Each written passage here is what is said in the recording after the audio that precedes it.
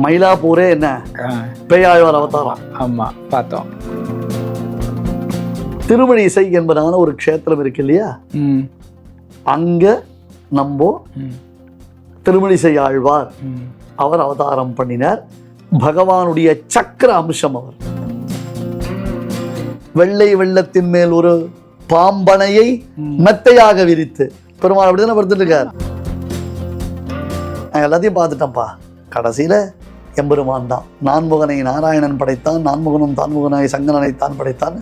2 பிரபந்தங்கள் தான் நம்மளுக்கு அவரது கிடைக்கிறது, மீதிலாம் கிடைக்கல.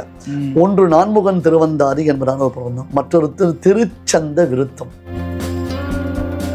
26 வருட நம்பிக்கை, லட்சக்கணக்கான சந்தோஷ திருமணங்கள். கல்யாணம்னாலே தமிழ் மேட்ரிமோனி தான். சக்தி விகடன் நேயர்களுக்கு அன்பு வணக்கம். நம்ம ஏபிஎன் சுவாமிகள்கிட்ட பேசும்போது தான் நமக்கு எவ்வளோ விஷயங்கள் நம்ம சம்பிரதாயத்தில் நமக்கு தெரியாமல் இருக்குது அப்படிங்கிற ஒரு விஷயமே நமக்கு புரிய வருது. இது ஒரு நல்ல தருணமாக நம்ம பயன்படுத்திக்கிட்டு கிடைக்கிற வாய்ப்புகள் எல்லாம் சுவாமிகள்கிட்ட இன்னும் பல விஷயங்களை நம்ம தெரிஞ்சுக்கணும் அப்படின்னு ஆசைப்பட்றோம். அப்படி இந்த எபிசோட்லேயும் முக்கியமான ஒரு விஷயம் குறித்து சுவாமிகளோட பேசி அது குறித்த பல விஷயங்களை நம்ம தெரிஞ்சுக்க இருக்கிறோம். சுவாமி நமஸ்காரம். ஜெயகரட சூப்பரண்ணா. சுவாமி, இந்த தை மாதத்தில் நம்ம போன இதில் புனர்வசு புஷ்யம் அதெல்லாம் ரொம்ப சிறப்பாக பார்த்தோம். அதை தொடர்ந்தே வரக்கூடியது தான் மகம். ஒரு சிறப்பு இருக்குது அப்படின்னு சொன்னீங்க. அதை நீங்களே சொன்னீங்க அப்படின்னு சொன்னால் நேயர்களுக்கு ரொம்ப பயனுள்ளதாக. அதாவது ஸ்ரீ வைஷ்ணவ சம்பிரதாயத்தை பொறுத்தவரையிலும் ஆழ்வார்கள் ஆச்சாரியர்களுடைய திருநக்ஷத்திர மகோத்சவம் அவ்வளோ முக்கியமானது. ஆழ்வார்கள் ஆச்சாரியர்கள், ஏன்னா அவெல்லாம் இல்லைன்னா ஒன்றுமே கிடையாது. இப்போ சமீபத்தில் கூட யாரோ ஒருத்தர் பேசியிருக்காரு, ஒரு நாத்திகர் தான் பேசியிருக்காரு. இந்த ஆழ்வார்கள் அப்புறம் நாயன்மார்கள் இவர்களுடைய பக்தி இலக்கியத்தினால்தான் தமிழ் வளர்ந்ததுன்றது அந்த ஊரில் ஒத்துண்டிருக்காவா. புரியுதா? இலக்கியமாக அதை ஒத்துண்டா கூட சரிதான். எதுக்காகன்னா திருமழிசை ஆழ்வார் போன்றதான மகான்கள் அவதாரம் பண்ணின ஒரு புண்ணியமான மாதம் இது, ரொம்ப விசேஷமான மாதம். இப்போ எம்பார் முதலான பிரியோர்களை பற்றி நாம் நினைச்சோம். அடுத்தது கூரத்தாழ்வான் வேற இதே மாதத்தில் அவதாரம் பண்ணியிருக்காரு, அவருடைய பெருமைகள் இருக்கு. அதுல இப்போ நாம பார்க்கிற எல்லாமே கிட்டத்தட்ட இன் அண்ட் அரௌண்ட் சென்னை. ஆமா, மெட்ராஸை சுத்தி தான் எல்லாமே இருக்கு இல்லையா? பக்கத்துல திவ்ய தேசங்கள் இருக்கு. இன்னொன்னு, இன்ஃபேக்ட் மெட்ராஸை சுத்தி 108 திவ்ய தேசத்துல எவ்வளவு திவ்ய தேசம் இருக்குன்னு நிறைய பேர் தெரிஞ்சுக்கல. இந்த பக்கம் திருவள்ளூர், அப்புறம் திருநின்ற ஊர், திண்ணனூர் சொல்றாங்க, திவ்ய தேசம் ஆச்சு. 108 திருப்பதியில ஒண்ணாச்சே. அப்புறம் இந்த பக்கம் வந்தோம்னா நம்ம பார்த்த சாரதி இல்லையா? அப்புறம் திருநீர்மலை ரங்கநாதபுரம், அப்புறம் திருவிடவந்தை, 108 திவ்யதேசத்துல ஒரு திவ்யதேசம் ஆச்சு திருவிடந்தை.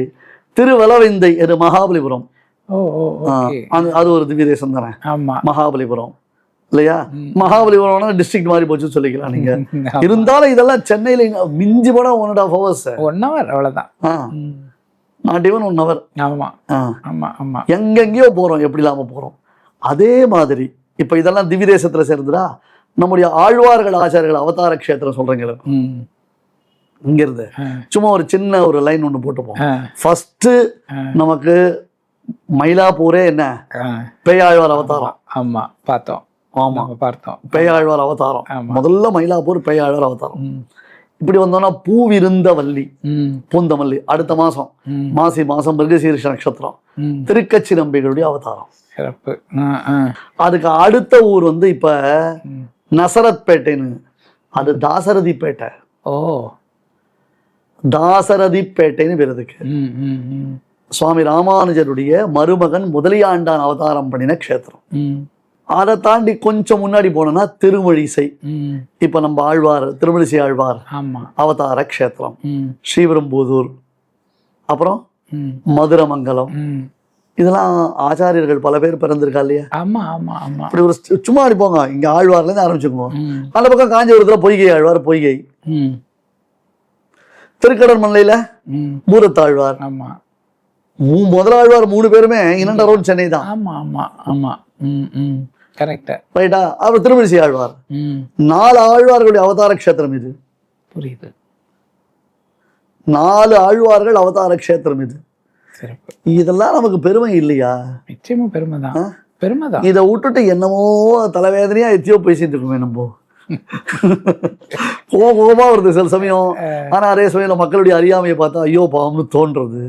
ஐயோ பாவம் என்ன பண்ணுவா, அவளுக்கு இருக்கிற 1000 கமிட்மெண்ட்ஸ்ல இதெல்லாம் தெரிஞ்சுக்கிறதே பெரிய விஷயம். Correct correct. அதனால இங்க இந்த திருமணி இசை என்பதான ஒரு க்ஷேத்திரம் இருக்கு இல்லையா, அங்க நம்ம திருமணிசை ஆழ்வார் அவர் அவதாரம் பண்ணினார்.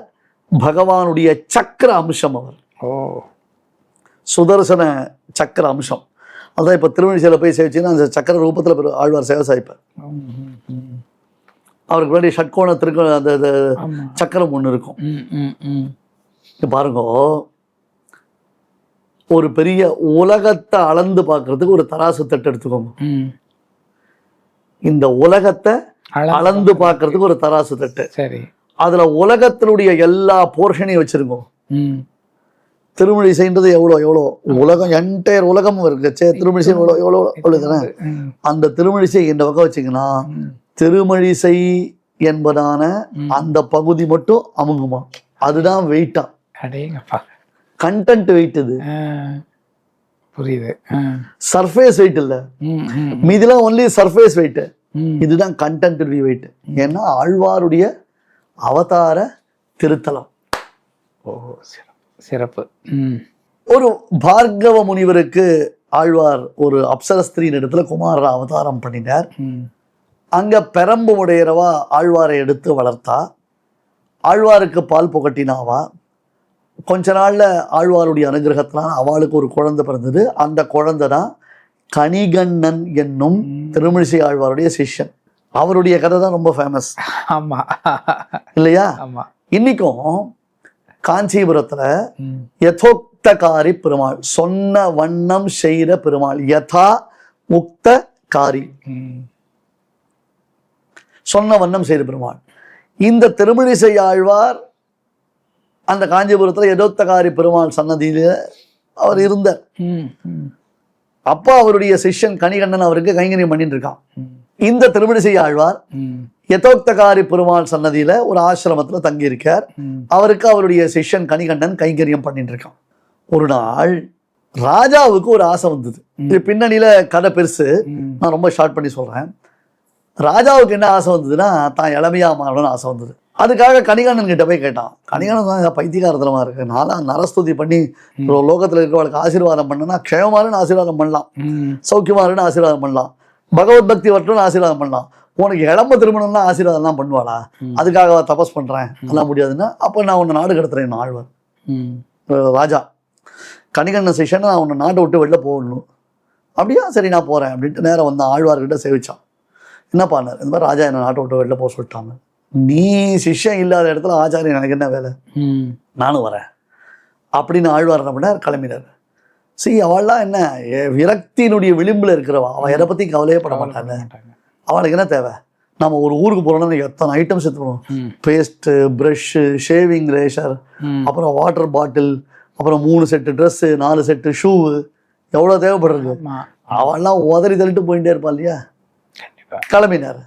கிளம்பினவர் தான் கிளம்பினாரா, பெருமாள் இல்லாம கிளம்ப முடியுமா? உடனே அங்க இருக்கிற பெருமாளை பார்த்து கேட்டார், கணிகண்ணன் போகின்றான், காமரும் பூங்கச்சி மணிவண்ணா நீ கிடக்க வேண்டாம், துணிவுடைய சென்னா புலவனும் போகின்றேன், நீயும் உன் பைன்னாகப்பாய் சுருட்டிக்கொள். ஏர் பில்லோ இப்பெல்லாம் ஏர் பெட் எல்லாம் வந்துருத்துல, அப்படியே ஸ்க்ரோல் பண்றோம்ல, எப்படி தெரியுமா அது? பாம்புக்கு ஒரு குணம் உண்டு, பாம்புக்கு ஆகாரமே கிடைக்கல, அப்ப அது எப்படி தெரியுமா உயிர் வாழும்? வெறும் காற்றை மட்டும் உண்டு உயிர் வாழும். காத்துதான் பாம்புக்கு உஜ்ஜீவனம், பவனாசனன்னு பேரு பாம்புக்கு. காத்த மட்டும் உண்டு உயிர் வாழும். அதுதான் பெருமாளுக்கு படுக்க இல்லையா. வெள்ளை வெள்ளத்தின் மேல் ஒரு பாம்பனையை மெத்தையாக விரித்து பெருமாள் அப்படிதானே படுத்துட்டு இருக்காரு. அப்ப ஏர் பில்லோவை சுருட்டலாம் நீட்டலாம் இல்ல, அவரது ஏர் பில்லோ தானே பாம்பனை. பாம்பு காத்து தானே சாப்பிடுறது. அதான் ஆழ்வார் சொன்னார், பார் நான்லாம் கேர் ஆஃப் பிளாட்ஃபார்ம், போற வழியில பிளாட்ஃபார்ம்ல மரத்தடியில அப்படி தலையை வச்சுன்னு படுத்துட்டுருவேன். நீ எனக்கு பெட் இருந்தாதான் படுத்துப்பேன், சில பேர்லாம் கட்டில் தான் இருந்தாலும் படுத்துப்பேன், உபன்யாசம் வரணும் சேர் தான் உட்காந்து உபன்யாசம் கேட்பேன், தரையில உட்காந்து உபன்யாசம் கேட்க மாட்டேன்ற அளவுக்கு. அந்த மாதிரி பெருமாளே நீ டார்ச்சர் எல்லாம் பண்ணாத, உனக்கு என்னென்ன தேவையோ எல்லாத்தையும் எடுத்துக்கோ. நீயும் உன் பைனாகப்பாய் சுருட்டி கொள்ளலாம். பெருமாள் மடமடன்னு பாம்பு சுருட்டினா எடுத்து அப்படி அக்கல்ல வச்சுருந்தா கிளம்பிட்டான். முதல்ல கணிகண்ணன், அடுத்தது ஆழ்வார், அடுத்தது பெருமாள். இப்போ பெருமாள் கிளம்புறான்னா அந்த ஊர்ல இருக்கிற சில்லற தேவதையெல்லாம் அது பார்த்துது. பெருமாளே இல்லாத ஊர்ல நமக்கு என்ன வேலை? பெருமாள் இல்லாத திருநாள். அவர் தான் நமக்கு எல்லாமே பிரதானம். அவரே இல்லைன்னா நாம என்ன பண்ண போறோம்? கிளம்புவோம் வா அப்படின்னாரு.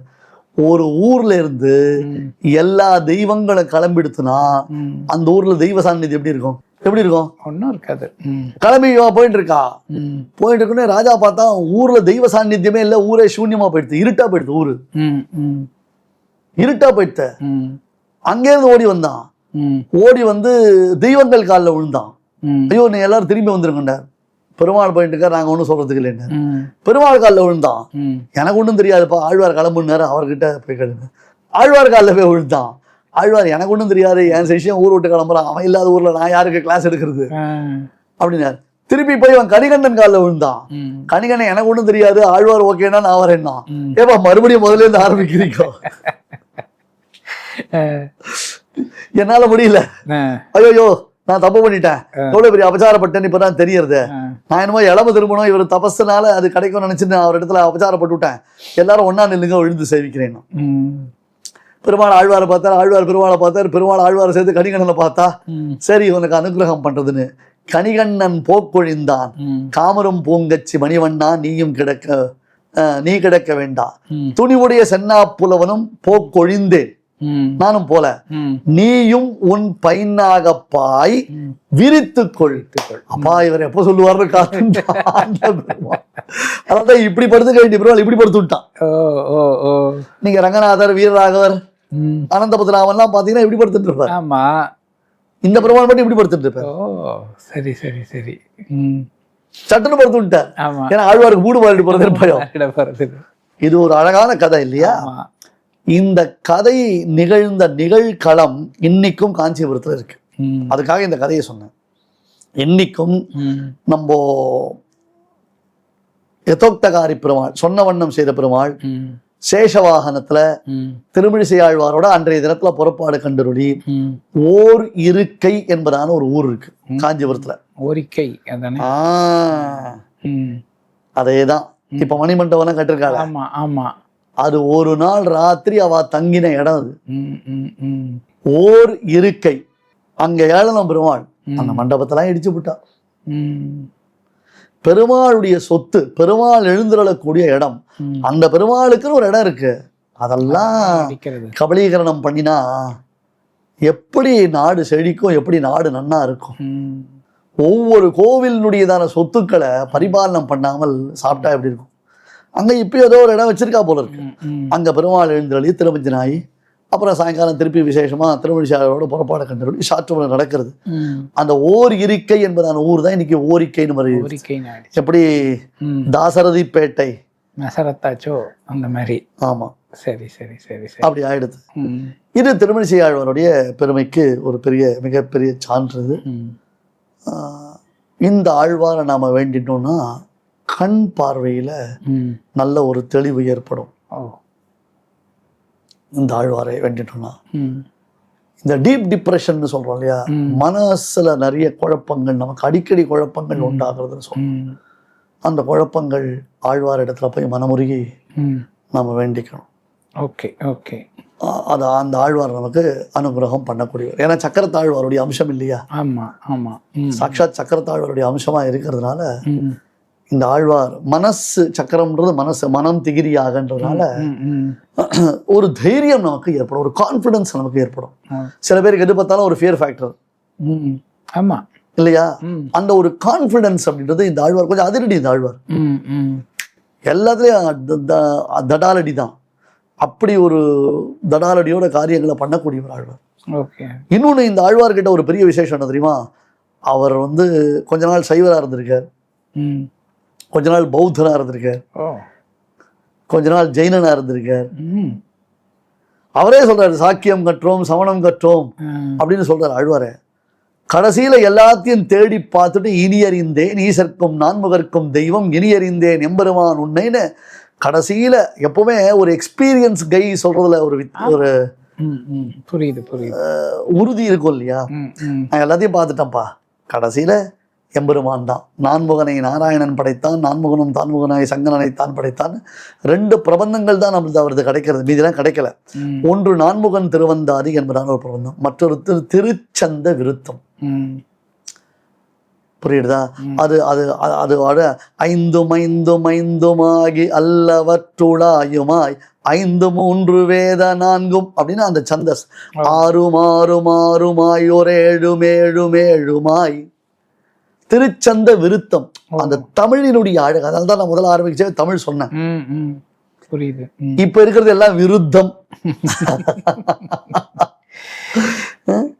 அந்த மகானுடைய அவதார கஷேத்திரத்திற்கு அருகில நாம் இருக்கோம்.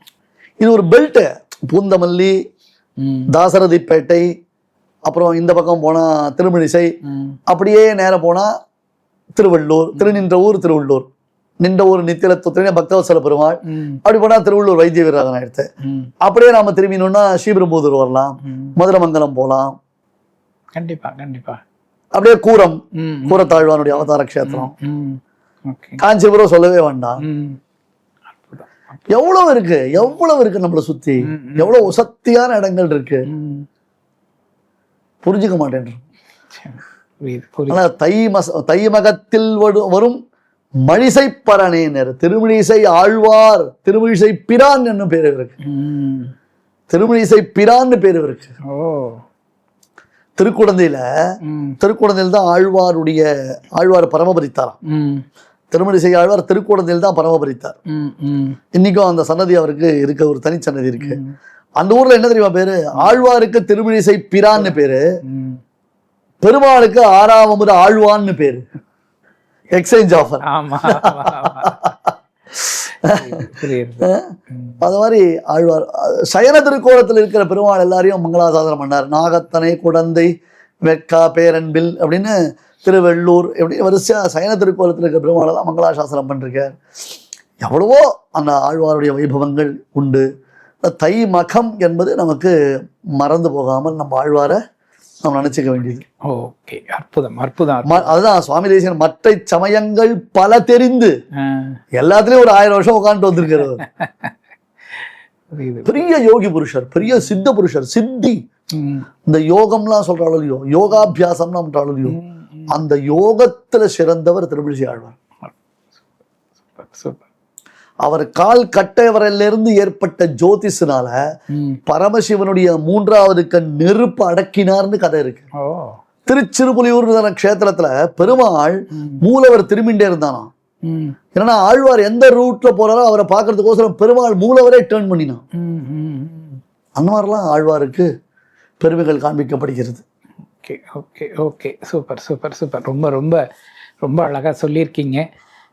நேர்களே, வரக்கூடிய தை மகத்தில் வந்து நம்ம எல்லாருமே திருமழிசை ஆழ்வார், வாய்ப்பு இருக்கிறவங்க சென்னைக்கு பக்கத்தில் இருக்கிறவங்க தவறாமல் திருமழிசைக்கு ஒரு முறை போய் தரிசனம் பண்ணிட்டு வர்றது சிறப்பு.